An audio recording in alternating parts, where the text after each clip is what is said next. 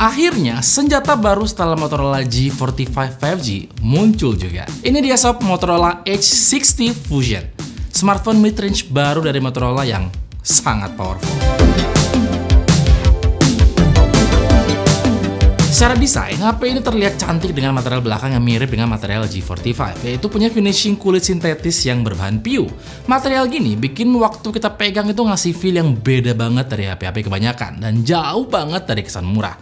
Total, ada 4 warna yang bisa kita pilih, yaitu warna Pantone Slipstream, Pantone Amazonite, Pantone Zephyr, dan Pantone Mykonos Blue. Warna-warna ini memang diambil dari warna-warna Pantone. Warna Pantone sendiri adalah sistem standar warna yang dikembangkan oleh Pantone, sebuah perusahaan yang memfokuskan pada sistem warna dan teknologi. Alasan kenapa HP ini punya embel-embel H dalam namanya adalah karena memang ada lekukan di bagian samping, baik itu di bagian bodi ataupun bagian layar. Lekukan inilah yang bikin HP ini waktu dipegang kerasa mewah dan tipis. Padahal kalau diperhatikan, ketebalannya itu nggak tipis-tipis amat ya, yaitu ada di 8 mm.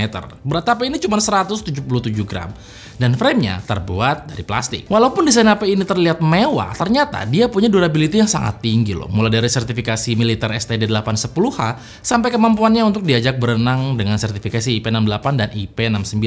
Yang artinya dia tahan terhadap air dan bisa direndam selama 30 menit di kedalaman 1,5 meter dan tahan terhadap semprotan air bertekanan tinggi. Oh iya, dalam paket penjualan juga disertakan sebuah hard case dengan finishing yang lucu. Hanya saja saya merasa hard case-nya tidak cukup melindungi seluruh bagian dari smartphone, karena dia hanya menutupi bagian atas, belakang, dan bawahnya aja. Sementara bagian sampingnya masih terbuka lebar dan berpotensi mengalami benturan saat HP ini tidak sengaja jatuh. Untuk layarnya sendiri juga terlihat premium dengan pemilihan kaca melengkung di bagian sisi kiri dan kanan. Dan kaca ini sudah menggunakan Corning Gorilla Glass 7i. Panelnya sendiri berjenis POLED atau plastik OLED yang artinya layarnya fleksibel. Itulah kenapa si layar bisa tertakuk melengkung di bagian samping. Layarnya punya kedalaman warna sampai 10 bit dengan resolusi 1.5K. Dia juga sudah DCI-P3 120 Hz yang punya tingkat kecerahan yang cukup tinggi mencapai 4500 nits. Selama menggunakan HP ini tidak ada keluhan yang berarti dari layarnya. Responsivitasnya juga cepat, baik itu untuk main game atau waktu saya coba menggunakan real drum. Feel nge-swipe layarnya juga terasa satisfying banget ya. Karena memang nge-swipe layar melengkung dengan layar datar itu punya experience yang berbeda gitu loh. Untuk layar saya nggak punya komplain ya. Lanjut ke performa, HP ini pakai SoC baru dari MediaTek yaitu Dimensity 7400. SoC ini cukup ngebut, terbukti dia bisa mendapatkan angka-angka yang cukup impresif di beberapa aplikasi benchmark. Untuk AnTuTu dia dapat skor sekitar 670 ribuan. Lalu untuk Geekbench, performa single core-nya ada di 1033 dan performa multicore-nya ada di 2980. Dan untuk stability-nya, SoC di HP ini cukup stabil dengan tingkat stabilitas sampai 96%. Artinya, sistem pendinginan di HP ini bekerja cukup optimal.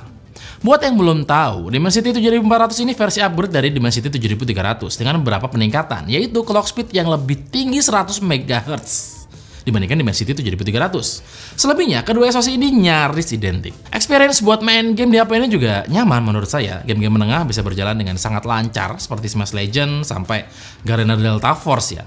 Nah, experience main gamenya juga semakin nyaman karena dia punya setup dual speaker Dolby Atmos. Untuk penggunaan casual sehari-hari, saya juga tidak menemukan kendala. Semua berjalan sebagaimana mestinya. HP ini punya RAM berukuran 12 GB dan kita bisa extend sampai 24 GB lagi memanfaatkan virtual RAM. Untuk storage-nya sendiri berukuran 256 GB berjenis UFS 2.2 yang punya kecepatan baca di 467 Mbps dan kecepatan tulis di 603 Mbps. Kalau melihat kecepatannya, kemungkinan besar storage di HP ini tuh pakai versi UFS 3.1 ya, karena ini termasuk cepat loh. Dan kalau kalian merasa 256 GB-nya kurang besar, kalian bisa menambahkan storage menggunakan microSD karena di dalam slot SIM tray-nya terdapat sebuah slot microSD berjenis hybrid, artinya menyatu dengan slot SIM 2. Untuk konektivitas, selain dia bisa menggunakan jaringan 5G, ada juga Wi-Fi 6, Bluetooth 5.4, dan tentunya ada NFC, yang mana fitur ini menurut saya sangat krusial digunakan di Indonesia, terutama untuk mereka yang rutin menggunakan e-money atau flash. Untuk jack audio tentu saja tidak akan kita temukan di HP ini. Menurut saya, setup dual speaker di HP ini bagus, suaranya nyaring dan cukup kencang. Clarity-nya bagus, suaranya jernih, ngecering, tapi frekuensi low-nya masih terasa. Jadi masih kedengaran ada bass-nya gitu loh. Intinya saya suka sama kualitas dual speaker di HP ini. Untuk keamanan, tentu saja ada sebuah fingerprint yang tertanam di dalam layar dan performanya surprisingly cukup cepat. Sebenarnya HP ini punya dua versi, yaitu versi global dan versi India. Untuk versi global, baterainya berukuran 5200 mAh. Sementara untuk versi India, baterainya berukuran 5500 mAh. Dan karena yang masuk ke Indonesia adalah versi India, maka baterai di HP ini berukuran 5500 mAh dengan dukungan fast charging 68 watt, yang kebetulan chargernya sudah ada di dalam paket penjualan. Untuk ukuran 5500 mAh menurut saya adalah ukuran ideal ya. Untungnya, daya tahan baterai di HP ini cukup awet. Dalam kondisi baterai penuh, dia masih bisa mengakomodasi penggunaan kita seharian.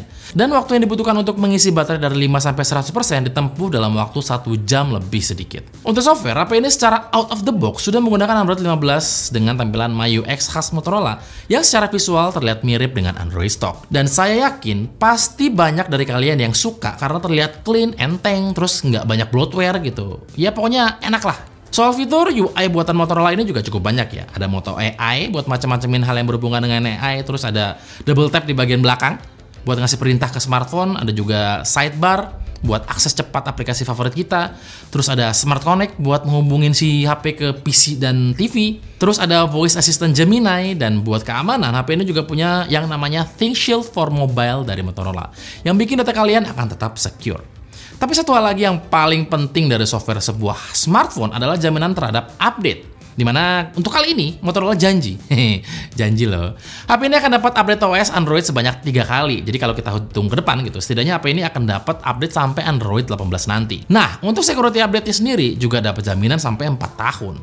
Percaya atau nggak, soal jaminan update ini mahal di sebuah smartphone karena nggak semua HP dengan range harga yang sama ngasih hal seperti yang Motorola lakukan. Lanjut ke kamera, HP ini punya 2 buah kamera di bagian belakang yang masing-masing beresolusi 50 megapiksel dengan sensor Sony Lithia 700C dan tentu sudah punya OIS atau Optical Image Stabilization. Sementara kamera keduanya adalah kamera 13 megapiksel, kamera ultrawide ya tentunya. Dan satu lagi, sensor yang terlihat seperti kamera ini adalah flicker sensor. Dari beberapa foto yang saya tangkap, hasil foto dari kamera utamanya menurut saya cukup oke ya. Warnanya cukup bagus, detailnya juga masih bisa ditangkap dengan cukup banyak, autofokusnya cepat dan responsif. Ini kepake banget kalau kita suka teknik point and shoot atau hobi moto objek-objek yang bergerak gitu. Untuk foto low light itu juga menurut saya lumayan. Dengan mode malamnya, noise-nya bisa ditekan dengan cukup baik. Fotonya jadi lebih terlihat cukup tajam dengan dynamic range yang juga bekerja dengan cukup baik. Untuk lensa ultrawide-nya beresolusi 13 megapiksel. Secara fungsi sudah pasti kamera ini bisa berfungsi dengan cukup baik. Kita bisa mengambil foto dengan sudut pandang yang lebih lebar sampai 120 derajat. Detailnya juga cukup oke, dan yang kerasa mahal dari lensa ultrawide-nya adalah lensa ini autofocus. Karena jarang banget ya ada HP mid range di range harga segini punya lensa ultrawide tapi lensanya autofocus. Dan handphone ini punya itu. Sedangkan untuk kamera depannya beresolusi 32 megapiksel yang bisa nangkap foto selfie yang cukup bagus menurut saya. Detailnya oke, warnanya juga masih terjaga, dan yang paling penting adalah skin tone-nya cukup akurat ya. Muka saya tidak terlihat pucat atau kelihatan terlalu kemerah-merahan gitu. Ini adalah hasil perekaman video dari kamera depan Motorola H60 Fusion, dimana dia bisa merekam video hingga resolusi 4K di 30 fps. Sebuah resolusi yang cukup tinggi untuk sebuah handphone mid-range, karena tentu saja jarang kita temukan HP di range harga yang sama punya kemampuan perekaman video di kamera depan beresolusi 4K. Untuk kualitasnya seperti yang kalian lihat, dan saya tidak merasa videonya terlalu berguncang.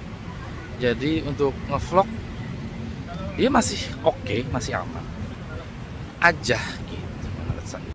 Sedangkan ini adalah sampel perekaman video dari kamera belakang di lensa utama, di mana dia bisa merekam video di resolusi 4K 30 fps. Untuk kualitasnya seperti yang kalian lihat sekarang, menurut saya lumayan bagus. Untuk kualitas suaranya juga seperti yang kalian dengarkan sekarang, tapi yang pasti HP ini bisa merekam video 4K, which is nice aja. Tapi bukan itu yang paling penting dan paling keren daripada kamera belakang atau kemampuan kamera di belakang untuk merekam video. Yang paling keren adalah ini.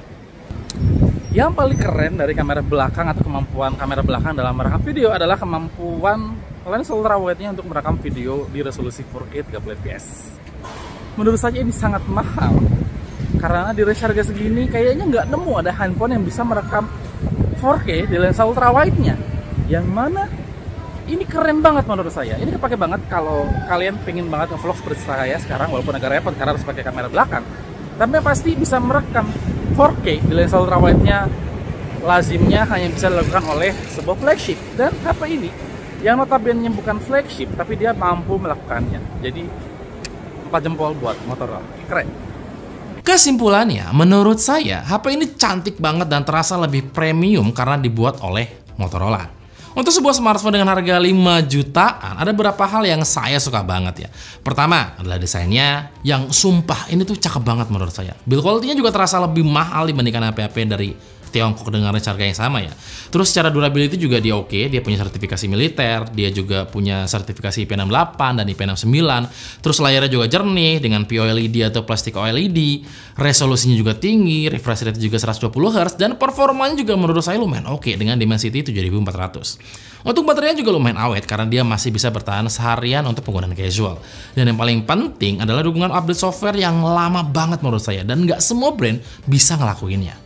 Overall, saya suka sama HP ini. Saya merasa Motorola kembali berhasil meracik sebuah smartphone yang komplit dan nyaman buat digunakan. Dan tentunya bisa diandalkan untuk ngapain aja. 2 jempol Motorola.